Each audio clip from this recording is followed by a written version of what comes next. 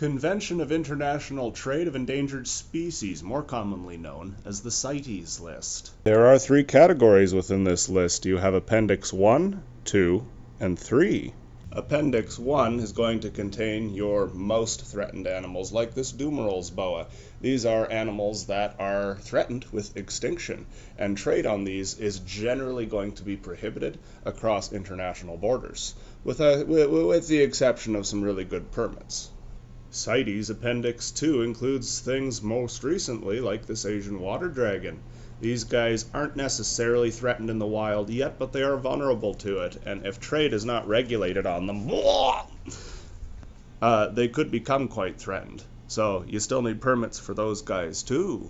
And CITES Appendix 3, of which none animals that we have, requires a cooperation from one of the countries involved in the trade. These trades are generally talking about international borders. So like a Florida softshell turtle would be a CITES 3 animal.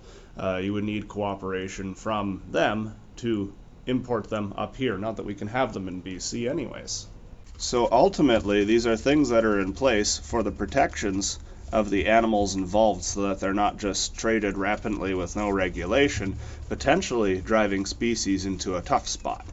Now, all of that is not necessarily to say that the pet trade is what's causing a lot of these issues. It has in the past certainly contributed, and currently there are still issues with it, yes. However, habitat loss and climate change are much more pressing issues for these animals.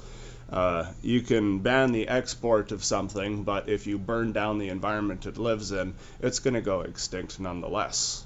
Which leads into the idea of an archetype situation. If these animals' habitats are being absolutely demolished in the wild, and we want to ensure that these species still potentially exist in the future, perhaps even for reintroduction once those habitats have been managed better, then we need people keeping these species, and unlike the ARC, more than 2 of each individual, because we don't want them to become hilariously inbred.